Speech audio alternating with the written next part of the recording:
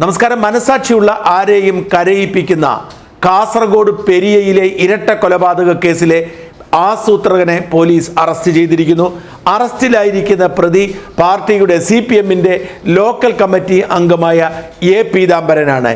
പീതാംബരൻ്റെ അറസ്റ്റോടുകൂടി ഈ കേസിൽ CPMന് കൈയൊഴിയാൻ കഴിയുകയില്ല എന്ന് വ്യക്തമായിരിക്കുകയാണ്. തെരഞ്ഞെടുപ്പ് കാലത്ത് എങ്ങനെയാണ് CPMന്റെ പ്രവർത്തകർ അല്ലെങ്കിൽ നേതാക്കന്മാർ ഇത്തരത്തിലുള്ള രാഷ്ട്രീയ കൊലപാതക കേസിൽ ഉൾപ്പെടുന്നത്? അതുകൊണ്ട് തന്നെ ഇതൊക്കെ വ്യാജ ആരോപണമാണ് എന്ന് പറഞ്ഞ് ന്യായീകരിച്ചിരുന്നവർക്കുള്ള തിരിച്ചടി കൂടിയാണ് പീതാംബരനെ പോലീസ് കസ്റ്റഡിയിലെടുത്തത് വഴി വ്യക്തമായിരിക്കുന്നത്. പീതാംബരൻ അടക്കം 7 പേരെ പോലീസ് കസ്റ്റഡിയിലെടുത്തിട്ടുണ്ട്.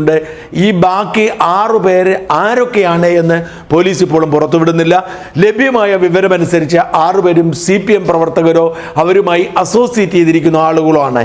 ഏറ്റവും ശ്രദ്ധേയമായ വസ്തുത, പീതാംബരനെ ആക്രമിച്ചു എന്ന പേരിൽ രജിസ്റ്റർ ചെയ്യപ്പെട്ട കേസിലെ പ്രതിയായിരുന്നു ശരത് ലാൽ എന്നതാണ്. ശരത് ലാലിനോടൊപ്പം പോയതുകൊണ്ടാണ്, ഒരേ ബൈക്കിൽ യാത്ര ചെയ്തതുകൊണ്ടാണ് കൃപേഷ് വധിക്കപ്പെടുന്നത്. അതേസമയം ശരത് ലാൽ പീതാംബരനെ ആക്രമിച്ചു എന്ന പേരിലുള്ള പോലീസ് രജിസ്റ്റർ ചെയ്തിരുന്ന കേസിലെ പ്രതിയാണ്.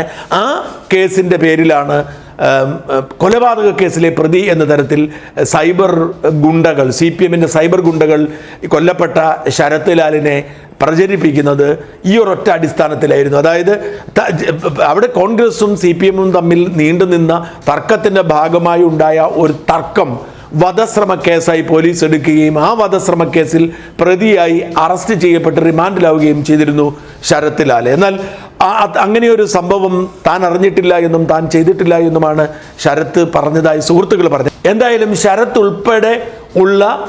ഉൾപ്പെടെയുള്ള കോൺഗ്രസ് പ്രവർത്തകർ പ്രതിയായ കേസിലെ വാദിയാണ് ഇപ്പോൾ പ്രതിയായി അറസ്റ്റ് ചെയ്യപ്പെട്ടിരിക്കുന്നത്. അതുകൊണ്ട് തന്നെ രാഷ്ട്രീയ വൈരാഗ്യം തീർക്കുന്നതിന് വേണ്ടി CPM പ്രവർത്തകർ ഒരുക്കിയ കൊലപാതകമാണ് ശരത്തിൻ്റെയും കൃപേഷിൻ്റെയും എന്നാണ് വ്യക്തമാകുന്നത്. ശരത്തും കൃപേഷും ബൈക്കിൽ യാത്ര ചെയ്യുമ്പോൾ വിജനമായ സ്ഥലത്ത് വെച്ച് അവരെ മർദ്ദിച്ച് കുറ്റിക്കാട്ടിലേക്ക് കൊണ്ടുപോയി മർദ്ദിച്ച് അവശനാക്കി വെട്ടിക്കൊല്ലുകയായിരുന്നു. കൃപേഷിനെ നെറ്റിക്ക് മുകളിൽ വലിയ ഒരൊറ്റ വെട്ടിന് തന്നെ കൃപേഷ് കൊല്ലപ്പെട്ടു. ശരത്തിനെ അനേകം തവണ ശരീരത്തിലും കഴുത്തിലും കാലിലുമൊക്കെ വെട്ടിയിരുന്നു. എന്തായാലും CPMന്റെ പങ്ക് വ്യക്തമായിരിക്കുകയാണ്. രാഷ്ട്രീയ കൊലപാതകം എന്ന് പറയുന്നത് CPM അവരുടെ ഒരു പ്രഖ്യാപിത നയമായി എടുത്തിരിക്കുന്നു എന്നതിന് വ്യക്തമാവുകയാണ് ഈ ഉദാഹരണം. ശരത്തിൻ്റെയും കൃപേഷിൻ്റെയും മരണത്തിൻ്റെ ഉത്തരവാദിത്വത്തിൽ നിന്ന് CPMന് രക്ഷപ്പെടാൻ കഴിയുകയില്ല എന്ന് വ്യക്തമായിരിക്കുകയാണ്.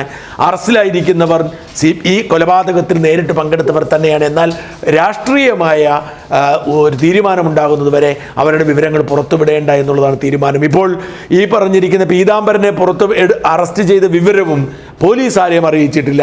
കസ്റ്റഡിയിൽ എടുത്തിട്ടുണ്ടെന്ന് പറഞ്ഞു. പിന്നീട് മാധ്യമപ്രവർത്തകർ തന്നെയാണ് അറസ്റ്റിലായിരിക്കുന്നത് പീതാംബരനാണ് എന്ന വിവരം പുറത്തുവിടുന്നത്.